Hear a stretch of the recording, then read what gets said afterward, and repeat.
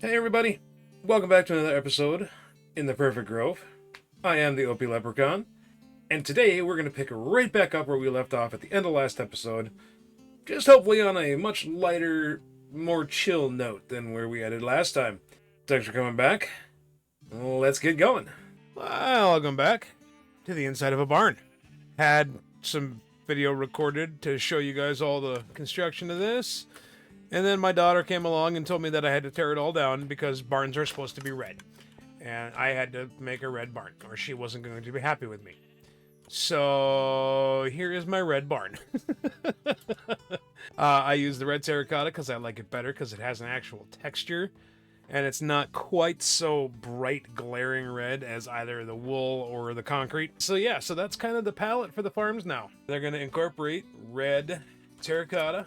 And I think that one is actually going to end up being kind of a maroon. I think I can make that color. I have to look up what different colors I can make the terracotta. So I was going to do a thatched roof, but I didn't really like the way it looked. But I haven't had a chance to play around with the mosaic bamboo, and I actually think it comes across really well. Just enough glow lichen on there to make it so it's not spawnable. Kind of went with a little bit of a funky roof pattern on this, just to have it not be the same and play around with it a little bit. But yeah, I kind of like it. It looks pretty good from a distance, actually. Let's pop up over here, but you can see that it, it's a barn. I mean, you can't look at it and go it's anything other than a barn. It's not quite a round hip roofed one, but it gives the impression of, and I kind of like it. So, next we're going to be moving on to the builds over here. I am going to cover my moss farm with a build, kind of greenhouse, but more building. But one of the things that I realized is that I don't actually have really good access to all of the dyes that I want, because I'm kind of wanting to incorporate a little bit of the moss blocks in general. But both the lime green and the regular green, when it comes to the terracotta, I'm going to see which one looks better. So I need to get my hands on easy to access yellow dye. So we're going to go find a flower forest. We're going to set up another portal with flower forest. And then we're also going to find a stony peaks, because I really don't have any calcite yet. And one of the builds that my actual house, I would like to incorporate in some calcite in the walls. So my house, I have decided, is going to end up right over here when I actually build it. I don't need this beacon here anymore. And these are just kind of an eyesore out in the middle. So yeah, we're gonna get rid of this stuff right here, relocate it, and that's where my house is gonna go. It's not the next thing I'm gonna build, but it is something that I'm gonna build. And if I build here and I put my house like there, right here, I'm close enough to make the copper age when I reload the copper aging. I'm close enough to have the mob farm running, and I'm close enough that the sheep farm is loaded, and I will be close enough that the moss farm will be loaded if I'm in my house. So it seems like a pretty good all-around spot for my main house to be. So we're gonna pop over real quick. I just cleared out the mob farm and made myself some more rockets. I'm finally getting, now that my mob farm's actually working again, I still don't know when that shut off, but finally got up to what would have been a full chest before I took some out to make some more rockets. So we're going to grab that. We're going to clean out the iron farm real quick, because I think it has been a while. We're going to take off. I've got ender chest with, and in the ender chest, I do have stuff to make the portal. I have a flint and steel there. I got a spare elytra if this one gets worn out. I have no idea how far we're going to have to go, because I am, like I say, continuing until I want to find the flower forest. That's item number 1. Item number 2, I need to find a stony peaks. I don't know, you know what I should grab is a bed, though. I have a spare bed in the iron farm right now. Let us skedaddle. We're going to go back south, because I have hardly spent any time south here. Oh, yeah, more ice spikes. Yeah, do we want another ocean monument? Probably not. I don't really need one. How are we looking on Elytra? Pretty good. Got my half stack of rockets left.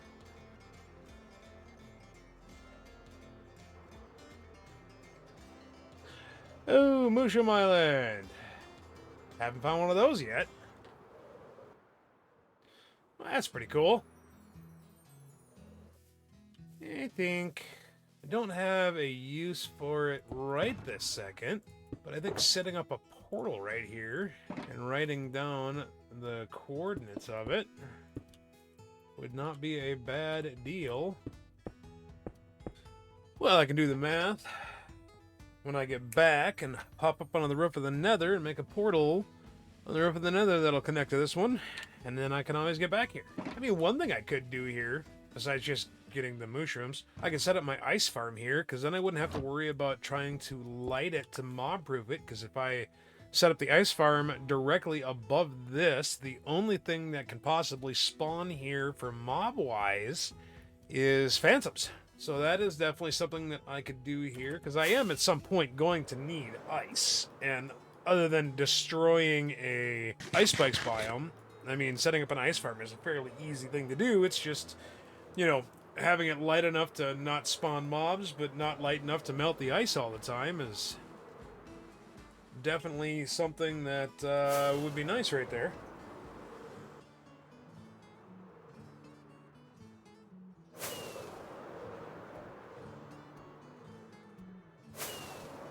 Yeah, this looks like just frozen peaks. Jagged peaks. I want stony peaks.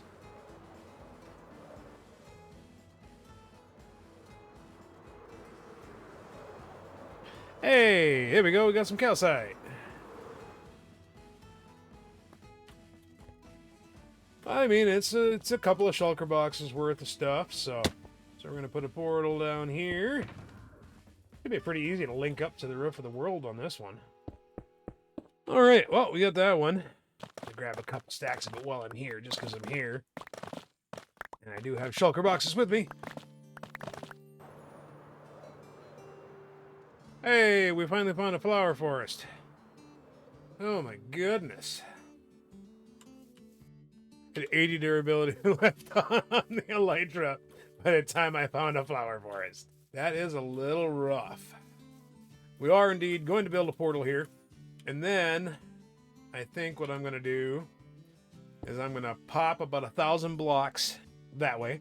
Actually, I'm about 1,000 blocks farther west than I started out anyway. So I'm going to go north on a different lie from the way I came up, or came down south, and just see if I find one that's closer to home. Because, I mean, even in the Nether, I mean, it's 25,000 blocks. Divided by 8, it's still 3,000 blocks across the roof of the Nether, which is not that big a deal, but if I can find a closer one on my way home just by going to the west, I'm gonna do it. Okay, I got those coordinates written down.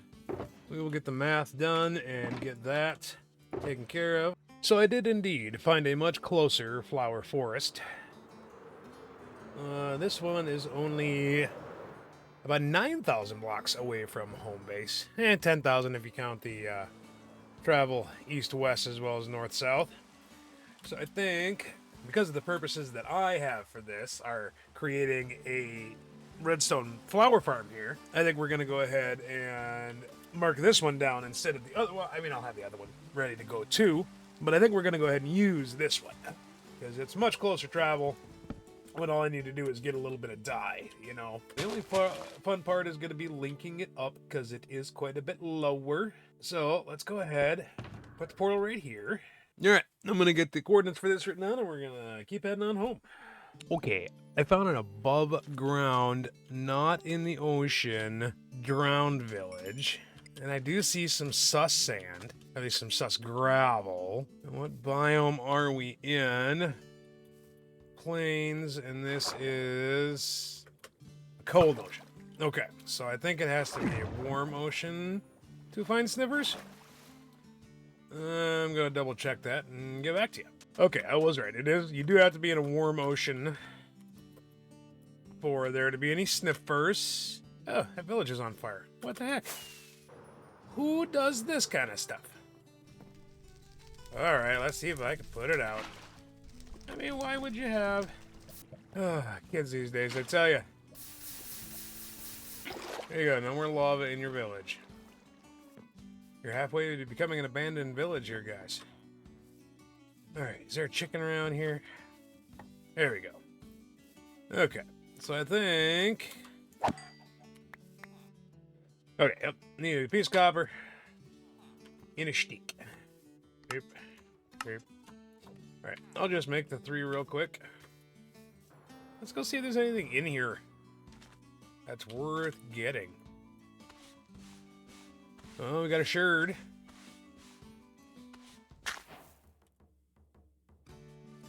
Explorer. And a plenty. And an emerald. Oh well. Did I get the infamous wooden hoe? I did. And another blade. Well, we ought to be getting close to home here. Those goats are starting to look familiar. Well, I see a village. And I see a grove with a bunch of beacons. Alright, that wasn't too bad. Ooh, I only used up 3/4 of the elytra coming back. Feels like I must have done a little less wandering. Well, I am going to take a little time, repair my elytra, do a couple of villager trades here, and then we are going to go right back over there because we're going to do it through the nether this time. So, wish me luck. And we made it back through the nether. This one is for the Mushroom Island. And it looks like my math was just a little off. Not too bad, though. No big deal. Hop on back through, and we place a sign so that I remember which one it is at a later date. Mark my way back home so I know which direction to head once I leave, and grab all our stuff and head over to the flower forest.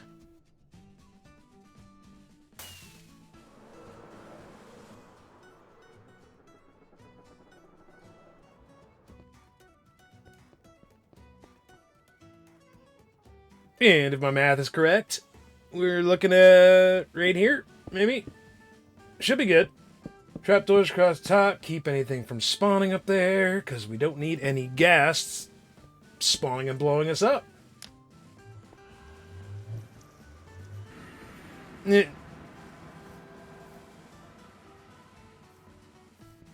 one needs to know that was there. I can do math, I swear.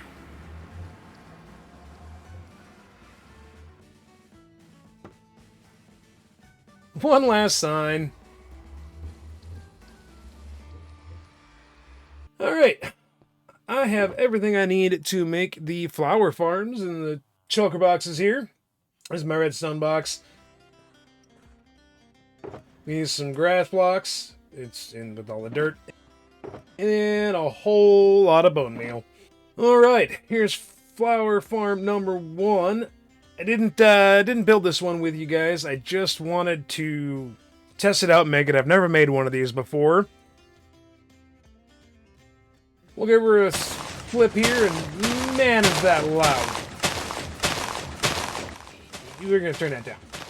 Okay.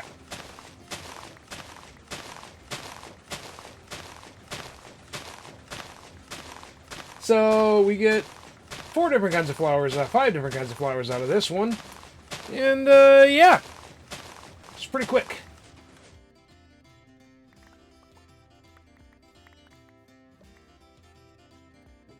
And I've got a little composter, auto bone meal maker attached to them, so let's head on over to a different section of the flower forest, and we'll make another one, and you guys can follow along. It's actually pretty simple. There's only a few things that you really, really have to do right. I still don't understand the purpose of note blocks. They do something. I couldn't tell you what it does. Observer goes on top of the note block. Another note block goes into that corner with another observer pointing at it. And then the dispenser pointing straight up. Next, we just build a platform.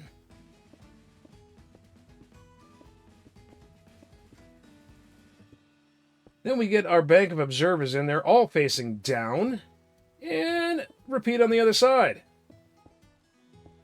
Next comes the pistons. Copy and paste to the other side. Fill it in with grass. But only to there. Leave one row empty. Give yourself a border wall.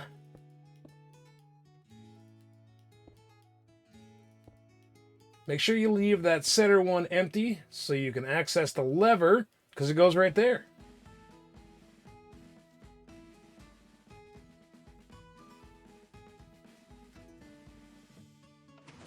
Take her for a test drive.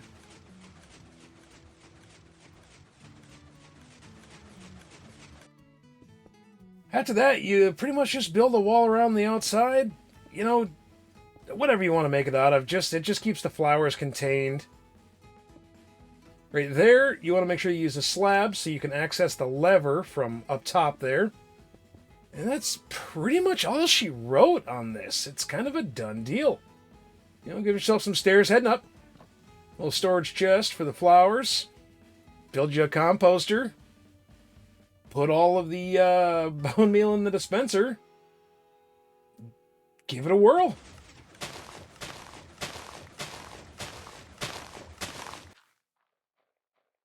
Not too bad a haul for the very first time I tried it. Okay, so I realized that I kind of rushed this little bit here when I was going back to edit the footage on this. So in case you didn't catch it, this is, again, the lever, goes to the note block, powers that observer. That observer is sending a signal all the way around to that repeater, which is the one that I had facing the wrong direction. And then that signal goes to this observer, which goes to the dispenser with all of the bone meal. It also goes around here to this side and functions on all of these observers here. Now, the thing that keeps this thing cycling and not just running once is these two observers right here. One facing that direction so that the output is going towards the note block, and then one facing this direction so that these two are constantly firing against each other. That is what makes it go back and forth.